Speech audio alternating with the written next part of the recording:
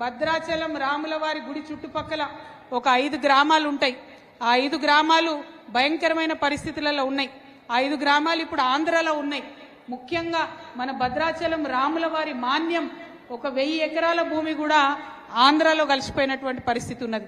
అందుకే జాగృతి తరఫున మేము డిమాండ్ చేసినాం.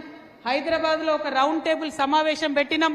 ఇప్పుడు ఆ బాధితులంతా కూడా ఇక్కడికి వచ్చినారు. 5 గ్రామాల వారిని కూడా కలుస్తాం. మరి అక్కడ రౌండ్ టేబుల్ పెట్టి మేము డిమాండ్ చేసినాం.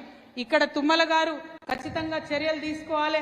5 గ్రామాలు ఆంధ్రాలో ఉన్నాయి, తెలంగాణలో కలపాలని కేవలం తెలంగాణ జాగృతి మాత్రమే డిమాండ్ చేసింది. మరి ప్రభుత్వం దిగివచ్చి తుమ్మల నాగేశ్వరరావు గారు కూడా లెటర్ రాయడం జరిగింది, ఆ 5 గ్రామాలను తెలంగాణలో కలపాలని. మరి ఇంత జరుగుతున్నటువంటి సందర్భంలో కూడా నిన్న భద్రాచలం ఈవో రమాదేవి గారు ఆంధ్ర ప్రాంతంలో భూములను చూడడానికి పోతే ఆమె మీద దాడి చేయడం జరిగింది. మన తెలంగాణ ఆడబిడ్డ, ఒక బీసీ బిడ్డ రమాదేవి మీద మరి ఆంధ్రాలో దాడి జరగడాన్ని నేను చాలా తీవ్రంగా ఖండిస్తా ఉన్నాను. ఇదే వేదిక నుండి, ఇదే కొత్తగూడెం నుండి ఆంధ్రప్రదేశ్ ముఖ్యమంత్రి గారు గౌరవనీయులు చంద్రబాబు నాయుడు గారికి తెలంగాణ జాగృతి ఆధ్వర్యంలో మేము ఒక ఉత్తరం కూడా రాస్తా ఉన్నాము.